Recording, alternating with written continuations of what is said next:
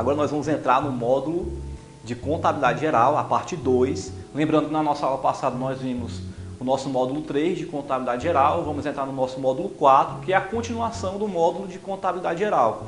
Por que isso? Porque a parte de contabilidade geral é a que mais cai questões na prova, então é o que a gente precisa se dedicar um pouco mais. Por isso eu trouxe aqui mais questões para a gente resolver, para que a gente fique bem afiado e tinindo para se garantir na prova do exame de suficiência. Beleza? Ok. Então, gente, nesse primeiro momento, nós vamos resolver aqui uma questão agora sobre fluxo de caixa. E o que a gente precisa saber sobre o tema fluxo de caixa? Veja, o fluxo de caixa ele é quebrado em 3 pedaços, ele é dividido em 3 partes. Então nós temos o fluxo de caixa operacional, o fluxo de caixa de investimento e o fluxo de caixa de financiamento. O que eu preciso colocar em cada um deles? Veja, no fluxo de caixa operacional você vai colocar tudo aquilo que faz parte da atividade de fim da empresa. Então, o contas a receber, fornecedores, a conta de estoque, enfim, todas essas contas que fazem parte da atividade de fim do negócio, você vai colocar dentro do fluxo de caixa operacional. No fluxo de caixa de investimento, você vai colocar tudo aquilo que não gera o faturamento, mas sim contribui para a geração do faturamento. Já conversamos sobre isso. Então veja, por exemplo, a questão do ar-condicionado. Imagine uma faculdade. A faculdade não trabalha comprando e vendendo ar-condicionados, mas será que se o ar-condicionado não estiver dentro da sala de aula, será que você estaria na sala de aula, já que não tem um ar-condicionado? Veja, aquele ar-condicionado ele é fundamental, porque não teria ninguém dentro da sala se não tivesse ar-condicionado, um ambiente quente. Então o ar-condicionado ele não está gerando um faturamento para a empresa, mas ele contribui para a geração do faturamento. Então a palavra-chave que você vai anotar em termos de investimento são imobilizados e intangíveis, porque eles não geram um faturamento, mas ele contribui para a geração do faturamento. E é isso que o examinador vai te cobrar na hora da prova. Em relação à atividade de financiamento, o que você vai anotar aí no seu caderno é que a atividade de financiamento vem oriundo de capital de terceiros. Então toda vida que o dinheiro vier ou sair e não for da atividade fim da empresa, mas sim de terceiros, você vai colocar como atividade de financiamento. Por exemplo, você pediu um financiamento de R$100 mil, entrou R$100 mil na conta da empresa. Entrou proveniente da conta de clientes, que seria a atividade fim da empresa? Resposta não. Entrou num banco. Um banco faz parte do capital de terceiros. Então você vai colocar isso dentro da atividade de financiamento. E aí lá vai a pegadinha. Aporte de capital. Ele entra aonde no fluxo de caixa? Na atividade de operacional, investimento ou financiamento? Eu acho que já está induzido na tua cabeça você querer colocar isso na atividade de investimento, porque você pensa, bom, estou aplicando o dinheiro na empresa, eu estou investindo o meu dinheiro. Ok, você investidor está na atividade de investimento, mas a empresa está captando um dinheiro e esse dinheiro é dinheiro próprio ou dinheiro de terceiros? Ele está vindo da atividade fim da empresa ou está vindo de terceiros? De terceiros. Então, o aporte de capital anota no teu caderno, que é pegadinha e já caiu na prova. Ele não é atividade de investimento, ele é atividade de financiamento.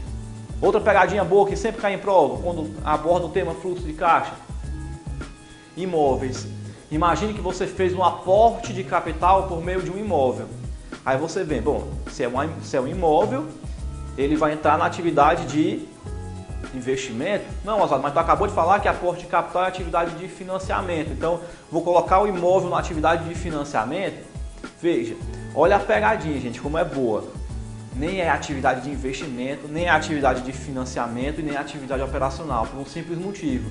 Você fez um aporte de capital por um bem suscetível de avaliação em dinheiro. Ele não é dinheiro. Então, cuidado com esse detalhe na hora da prova. Porque só vai entrar no fluxo de caixa o que entrar ou sair de dinheiro. Então, um aporte de capital por meio de um bem, por exemplo, de um terreno que seja, ele não vai entrar no fluxo de caixa por um simples motivo, porque ele não é dinheiro. Agora, se eu pegasse R$100 mil e aportasse na empresa, fizesse um aporte de capital, ele entraria no fluxo de caixa de financiamento. Se com esse dinheiro eu comprasse um terreno, aí esse dinheiro ia sair no fluxo de caixa de investimento. Olha a diferença, entendeu? Então, anota esse bizu aí da questão do aporte de capital e da aquisição de bens, aporte de capital por meio de imobilizado, porque isso induz você que está fazendo a prova ao erro. E são dicas importantes. Vamos dar uma olhadinha nessa questão agora. Estamos na parte 2 aqui do nosso material. Legal. Então aqui, gente, eu coloquei um esquemazinho, né, explicando isso que a gente acabou de conversar aqui agora. Vocês podem dar uma lida em casa. E aí vamos resolver a questão agora. Essa questão eu tirei da prova do exame de suficiência. Foi a questão 11, que caiu lá em 2011.2. Beleza. Ela diz assim: uma sociedade empresária foi constituída em 31/12/2010 com um capital de R$100 mil, dos quais R$10 mil foram integralizados em dinheiro naquela data. Qual data? Em 31/12/2010. Em janeiro de 2011, os sócios integralizaram mais 30 mil em dinheiro e 40 mil em terrenos. Ainda em janeiro, a sociedade empresária adquiriu mercadoria para revenda por R$32 mil, pagou metade à vista e a outra metade foi para 30 dias. Legal. Desconsiderando a incidência de tributos com base nos dados informados, é correto afirmar que na demonstração do fluxo de caixa relativo ao mês de janeiro de 2011, o que foi que aconteceu em relação aos fluxos de caixa? Legal. Então vamos entender aqui essa questão para a gente destrinchar, porque essa questão aqui ela é muito boa, porque você poderia marcar qualquer das alternativas e achar que está correta. Para mim essa foi uma das questões mais inteligentes que os examinadores do exame de suficiência colocaram em prova.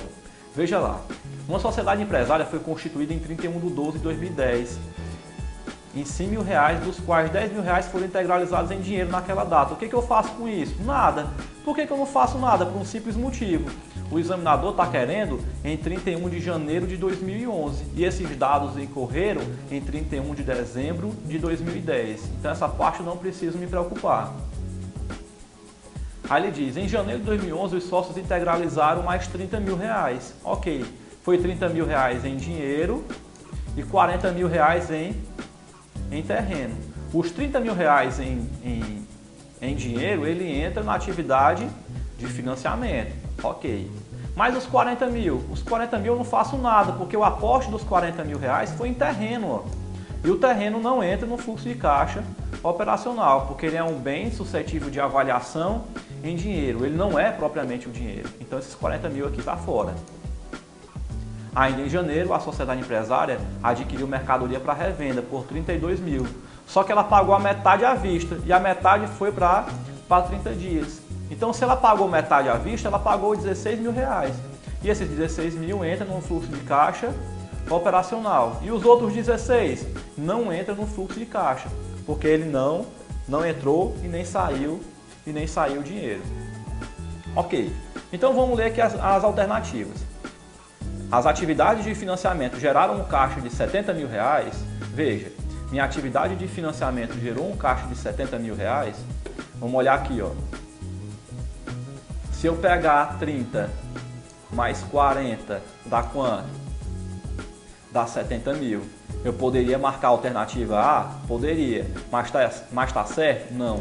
Tá errado. Por quê? Porque os 40 mil aqui, ele não entra no fluxo de caixa. Então tá errado o item A. O item B diz assim, as atividades de financiamento geraram um caixa de R$80 mil. Aí você pensa, bom, aqui eu tenho 40, aqui eu tenho 30 e aqui eu tenho 10. Então, 40, 10 mais os 10 daqui, mais 30 daqui dá 40, mais 40 daqui daria 80. Poderia marcar aqui R$80 mil? Resposta não. Por quê? Primeiro porque esses R$40 mil aqui é de terreno, já está fora. E esses R$10 mil que estão aqui, ele não vai entrar por um simples motivo. Porque ele está querendo o fluxo de caixa, a questão está pedindo um fluxo de caixa de janeiro. E esses R$10 mil aqui foi de dezembro. Então, o item B também está fora. Item C. A atividade de investimento consumiu um caixa de R$40 mil. Epa, eu tenho R$40 mil aqui da aquisição, que foi um aporte de capital por meio de um terreno. Mas esses R$40 mil não entram no fluxo de caixa, por quê? Porque ele é um bem suscetível de avaliação em dinheiro, ele não é propriamente dinheiro. Então o item C está errado. Se eu tivesse feito um aporte de capital de R$40 mil em dinheiro e com o dinheiro eu tivesse comprado um terreno de 40 mil, aí sim ele entraria na atividade de investimento consumindo R$40 mil. Então o item C também está errado. O item D. A atividade operacional consumiu um caixa de 16 mil reais? Perfeito.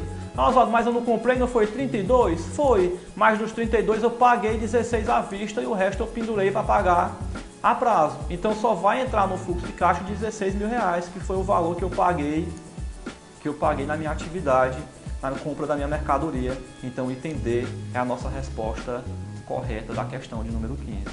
Olha que legal, que questão massa, que questão inteligente. Beleza. Moçada, na questão 16 a gente vai trabalhar o tema DVA. E aí sobre DVA tem uma pegadinha massa que eu preciso explicar para vocês antes da gente resolver essa questão. Gente, quando cair DVA na tua prova, o que o examinador vai te cobrar? E normalmente ele te cobra o valor adicionado bruto ou o valor adicionado total a distribuir. Basicamente é isso que o examinador cobra e despenca isso em prova. Por que ele cobra esses dois itens? Por um seguinte motivo. Quando você vai calcular a receita e quando você vai calcular os insumos, dentro da DVA você vai colocar pelos valores brutos. Então, valor bruto de receita e valor bruto dos insumos. O que eu quero dizer com isso? Eu quero dizer que o examinador vai colocar na hora da prova a seguinte pegadinha. Ele vai colocar o valor da receita e os impostos sobre a receita, para te induzir ao erro a achar a receita líquida, como você faz na DRE. Na DVA você não faz isso.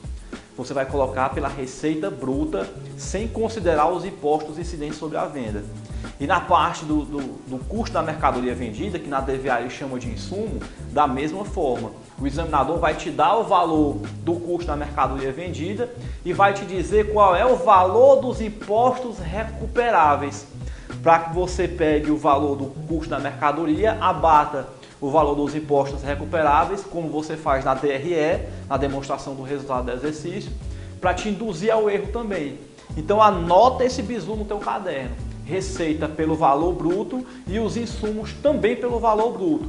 Porque lá embaixo tem um negócio chamado distribuição do valor adicionado, que é onde você vai colocar os impostos. Então, os impostos eles são localizados em um canto específico dentro da DVA. Como o examinador sabe que você vai confundir DVA com DRE na hora da prova, ele vai te induzir ao erro em relação aos impostos sobre a venda e os impostos sobre a compra. Que na DRE você coloca pelo líquido e que na DVA você vai colocar pelo bruto. Recado dado, a dica foi dada, anota no teu caderno e vamos resolver a questão agora. Beleza, gente? Então vamos aqui analisar essa questão. Ó. Eu tirei ela lá na prova de 2013, foi a questão de número 12, na nossa 16ª questão do nosso material. Beleza, e ela diz assim: uma sociedade empresária é constituída com um capital de 100 mil reais, totalmente integralizado em dinheiro. Após a constituição, a empresa realizou as seguintes transações. Beleza. Então tive uma aquisição de mercadoria por 50 mil reais, nesse valor incluso 6 mil reais de ICMS recuperável. Olha a pegadinha que eu acabei de falar para vocês. Ó. O que eu faço com esses 6 mil reais aqui? Ó?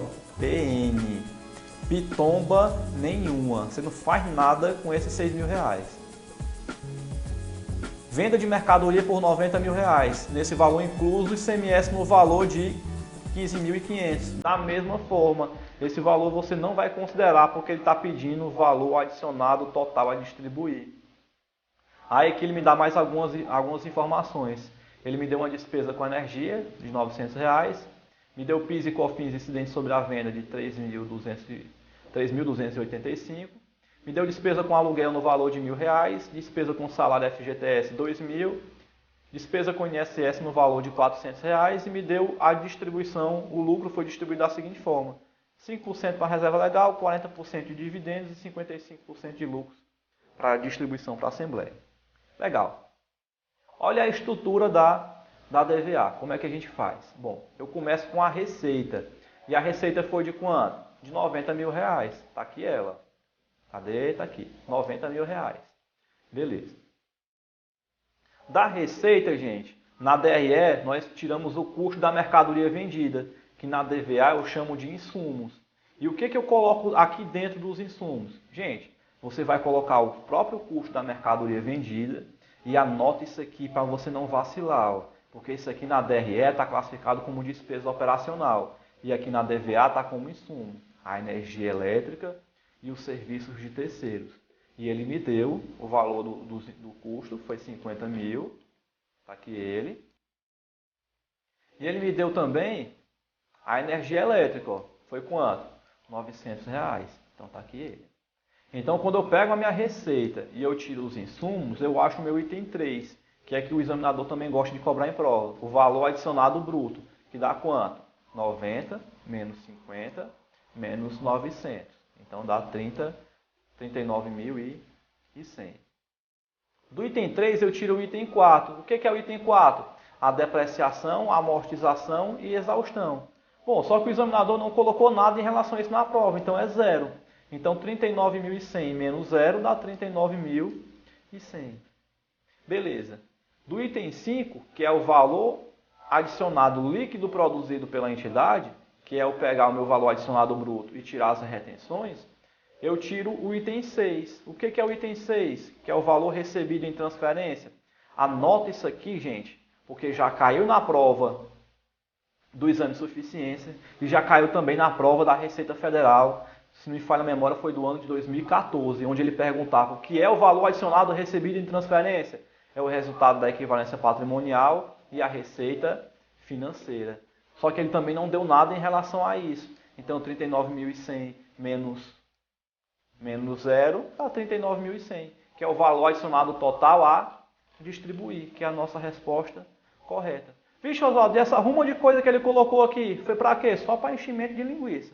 Só para te induzir ao erro, para querer marcar alguma outra alternativa. Então, tá dada a dica, tá aí o bizu, cuidado com os impostos sobre a venda e cuidado com os impostos sobre a compra, porque isso aqui pode te induzir ao erro e fazer com que você vacile na hora da prova. Então, beleza, questão 26 foi para a conta. Vamos para frente. Vamos resolver aqui a questão de número 17. Eu tirei essa questão da prova 2013.2, foi lá a questão de número 11. E ela vai tratar sobre o tema ADMPL, né? A demonstração das mutações do patrimônio líquido. Beleza. Questãozinha boa também para cair na hora da prova. E aí o bizu que eu vou dar para vocês é o seguinte. Eu vou colocar logo aqui na estrutura para que a gente entenda. Aqui na horizontal, você vai colocar as contas que tiverem dentro do balanço patrimonial no grupo do patrimônio líquido. Então, lá no PL, você vai colocar aqui as contas. Aqui você coloca as contas. Ok. Isso aqui na horizontal. Aqui na vertical, nossa, que seta torta feia ficou aqui. Mas tudo bem. Aqui na vertical, você vai colocar a descrição dessas contas. Aqui você vai dizer o que aconteceu na movimentação dessas contas. E aí ficou fácil. Então, na horizontal, as contas e na vertical, a descrição das contas. Beleza. Então, vamos analisar aqui o que a questão 17 diz para a gente. Uma sociedade apresentou os seguintes dados extraídos do balanço patrimonial, apresentado no conjunto de suas demonstrações contábeis no ano de 2012, e da movimentação contábil do patrimônio líquido do período, expresso em milhares de reais. Ele me deu aqui a historinha. Com base nos dados apresentados, considerando que a única reserva de lucro constituída é a reserva legal, na demonstração das mutações do patrimônio líquido, como é que essa estrutura vai ficar em 2012? Bom, beleza. Então vamos lá. Minha primeira conta no meu patrimônio líquido é a conta de capital social. E eu comecei com 1.200 em 2011 e continuei com 1.200.000 também em 2012. Então, primeira conta, capital social. O meu saldo inicial era de 1.200.000. Era de 1.200.000. E o meu saldo final também 1.200.000. Não preciso colocar nada para cá porque não teve movimentação de capital social. Se, por exemplo, tivesse um aporte de capital, eu poderia colocar aqui na primeira linha dizendo que houve um aporte de capital, mas não foi o caso. Beleza. Depois eu tive uma reserva de lucro. Minha reserva começou com 200 e foi para 240. Aumentou em R$40.000. Aumentou de que forma? Está aqui explicando. Eu tive a constituição de uma reserva legal no valor de R$40.000. Legal. Então eu tenho aqui minha reserva, que começou com 200.000. Eu tive uma constituição de reserva legal de R$40.000, chegando a um saldo final de R$240.000. Ok. Beleza. Em seguida, eu tive um ajuste de avaliação patrimonial. Eu comecei com 5.000 e terminei com 6.500. Legal, comecei com 5.000, foi para 6.500. Eu tive um aumento de 1.500. Proveniente de quê? Está aqui explicando. Esses 1.500 foi um ganho em instrumento financeiro disponível para venda. Então está aqui, ganho em instrumento financeiro disponível para venda. Legal. Quanto foi o lucro que a empresa teve? Bom, eu tive 900 mil reais de lucro. Ok. Então, o meu lucro do período foi de quanto? 900 mil reais. Bom, esses 900 mil reais, ele precisa ser distribuído. E vai ser distribuído de que forma? Vamos lá. 860 mil foi para dividendos e 40 mil reais foi a reserva legal. Ok.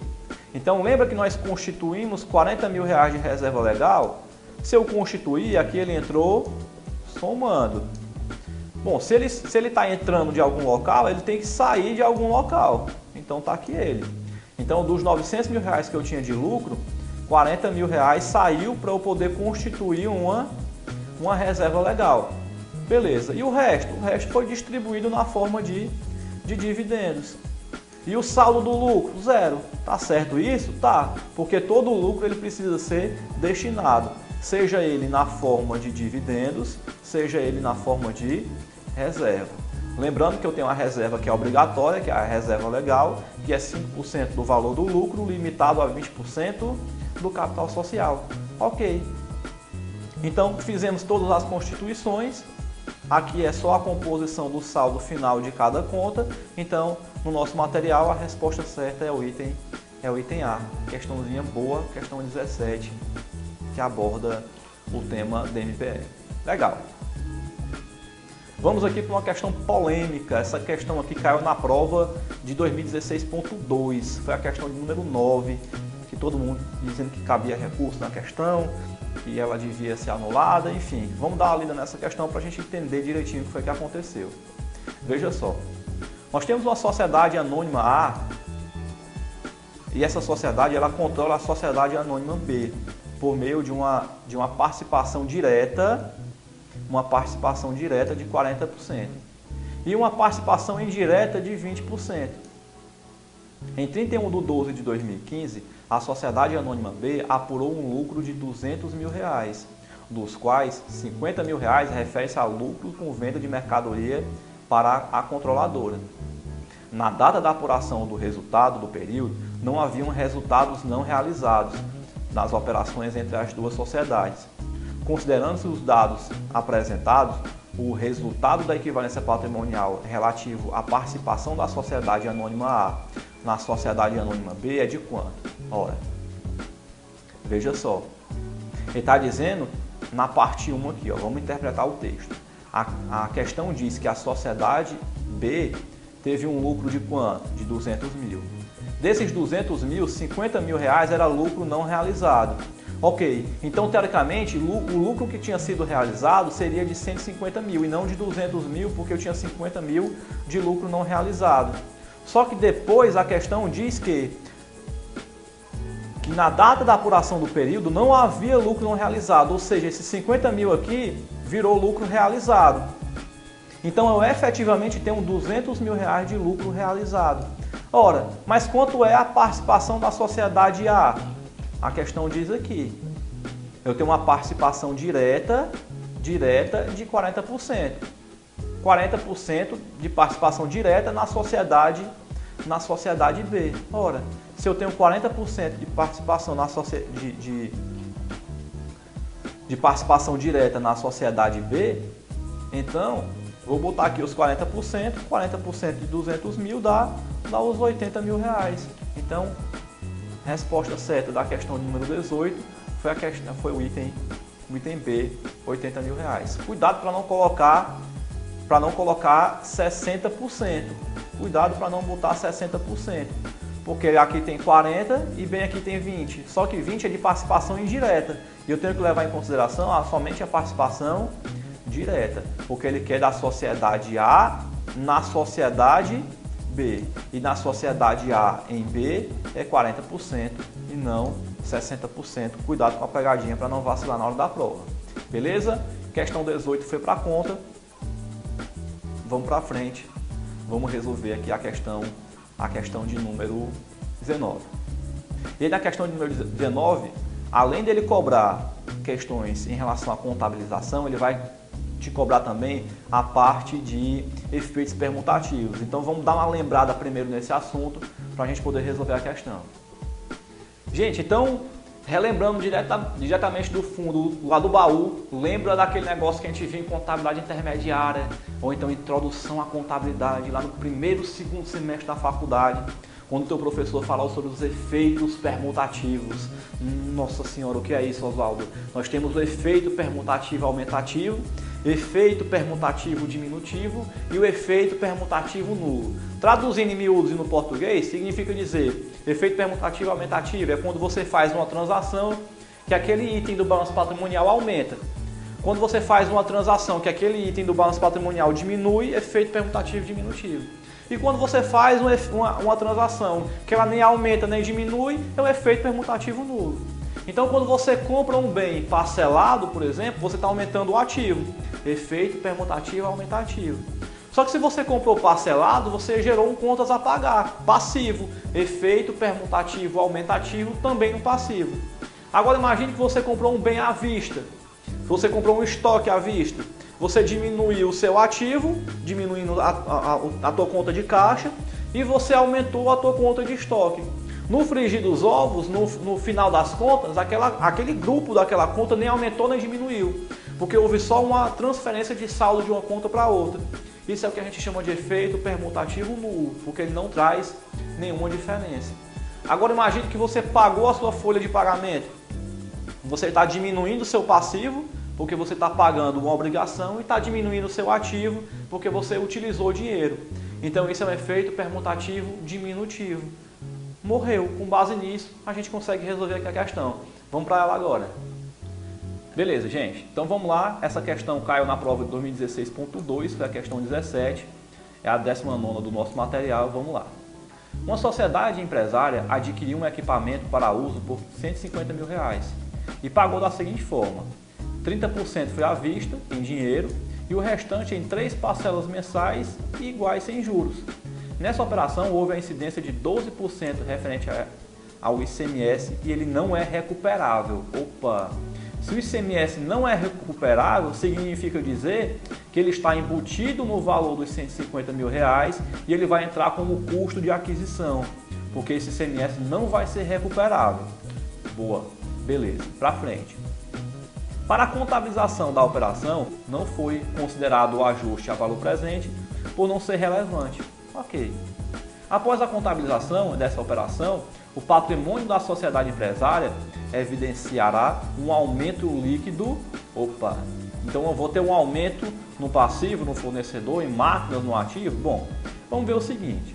Se eu comprei um equipamento por R$150 mil e a forma de pagamento foi 30% à vista e o resto parcelado. Bom, se eu paguei 150 mil no bem e eu paguei 45 mil reais à vista, sobrou então para eu pagar parcelado 105 mil reais. Como é que eu contabilizo isso? Bom, vai entrar no meu imobilizado os 150 mil, vai sair do meu banco ou do meu caixa 45 mil reais, que foi o pagamento que eu fiz à vista, e vai para o meu fornecedor 105 mil reais, que é o que eu tenho que pagar parcelado. Então vamos às alternativas. O meu passivo aumentou em 45 mil? Não, o meu passivo aumentou em 105 mil reais, que foi o crédito que eu coloquei no passivo. Então o item A está fora, está errado o item A. Item B. Meus fornecedores nacionais aumentaram em 45 mil reais? Ora, o meu passivo e os meus fornecedores, eu estou praticamente dizendo a mesma coisa. Se o item A está errado, o B também está errado. Porque dentro do passivo vão estar os fornecedores nacionais. O fornecedor nacional é uma subconta da conta do passivo. Então, se o item A está errado, o B também está. O item C. Em máquinas e equipamentos, em 105 mil reais? Não. Lá no meu imobilizado, nas minhas máquinas, nos meus equipamentos, vai estar registrado o valor integral da compra, independente da forma de pagamento. eu comprei ele por 150 mil reais. Então o item C também está errado. Por fim, o item D. Ele diz, o ativo em 105 mil reais. Bicho, Oswaldo, mas peraí, eu não comprei um imóvel de 150 mil reais, por que ele está dizendo de 105? Veja, o meu ativo, ele aumentou em 150 mil reais aqui, mas ele diminuiu em 45 mil reais. Então eu tenho 150 mil reais somando e tenho 45 mil reais diminuindo. Então efetivamente o meu ativo aumentou em 105 mil reais. Questão muito boa. Você vê aí a pegadinha aqui, cuidado para não vacilar. Para dar a dica, resolvida a questão, vamos para frente. Vamos resolver aqui mais uma questão. E aí nessa questão nós vamos trabalhar a questão da apólice de seguro. Então, na apólice de seguro tem pegadinha e eu vou primeiro explicar essa pegadinha para você, para depois a gente resolver a questão. Pessoal, quando cair o tema seguro na hora da prova, cuidado, que o examinador vai te induzir ao erro da seguinte forma. Veja, você contratou uma apólice de seguro. O examinador vai te dizer na hora da prova o prazo de vigência desse contrato, e normalmente são 12 meses. A grande pegadinha é, independente da forma como você pagou o seguro, todo ele vai ser registrado numa conta de seguros apropriados ou despesa antecipada. E essa conta é conta, anota aí, é conta de ativo circulante. Oswaldo, não é conta de despesa? A resposta não. A apropriação do seguro é despesa. O registro inicial não. Independente de você pagar esse seguro parcelado ou você pagar à vista, não importa. Por um simples motivo, o seguro vai te gerar um benefício econômico futuro ao longo do tempo. Então não é justo você pegar aquele dinheiro que você pagou de uma vez só, parcelado, e já colocar ele como despesa de uma vez só no resultado, já que ele vai lhe gerar um benefício econômico futuro durante um determinado período.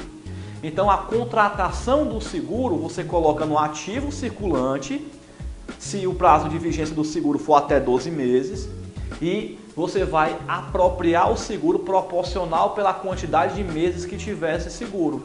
Então, por exemplo, se o seguro tiver um prazo de vigência de 12 meses, você vai jogar para o resultado mês a mês 1/12 do valor do seguro. Então, essa é a primeira pegadinha para você não vacilar na hora da prova. Segundo, cuidado com a questão da franquia do seguro. O examinador pode dizer o seguinte, suponhamos que você contrate um seguro e você vai pagar de acionamento de seguro, sei lá, 50 mil reais para poder a seguradora tomar as providências em relação ao sinistro, né? Em relação ao acidente que aconteceu. Esse lançamento, gente, ele não vai ser feito, porque isso não é um fato contábil, isso é um ato contábil. E ato contábil a gente não registra, por um simples motivo, ele não aconteceu. Você só vai registrar o acionamento do seguro para poder acionar o seguro, pagar aquele valor para você poder ter direito ao seguro se você bater um veículo, se acontecer um sinistro ou alguma coisa. Caso contrário, você não paga esse valor, então ele não é contabilizado. Então, com base nessa dica, vamos resolver aqui a questão e ver como é que fica. Então vamos lá. A questão 9, que caiu no exame de suficiência 2016.1, ela diz assim: uma transportadora fez um contrato de seguro para um de seus caminhões cuja vigência é de 12 meses, no início de 1º de dezembro de 2015. Ok, vigência do seguro 12 meses. O caminhão está avaliado em 360 mil reais, o prêmio total pago à vista em uma parcela só foi de 18 mil reais. Então paguei 18 mil reais pelo seguro do caminhão. O valor da franquia é de 15 mil reais, ou seja, se acontecer um sinistro e eu precisar acionar o meu seguro, eu pago 15 mil reais. Se eu só pago se, então esses 15 mil reais eu não contabilizo. Considerando o regime de competência e com base nos dados informados, o montante a ser apropriado como despesa de seguro em dezembro é de quanto? Ora, então vamos lá.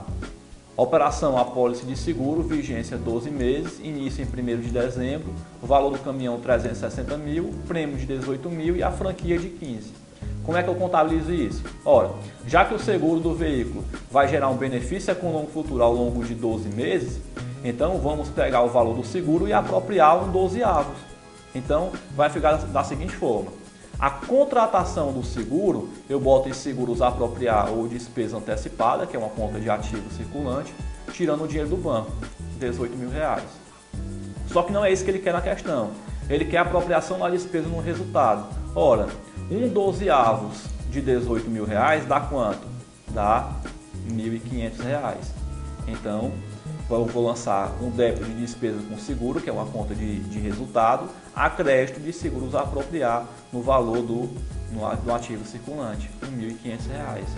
Está aí, está respondida a nossa questão, resposta certa aí, item B. Olha a pegadinha, gente, cuidado, os R$15.000, como eu já falei para vocês, é a franquia.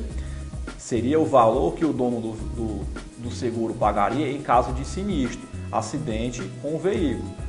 Se você pegar esses 15.000 e dividir por 12, você fatalmente marcaria 1.250. Aí você marcaria o item A, que estaria errado. Esses R$15.000 aqui, ele botou só para te confundir na hora de resolver essa questão.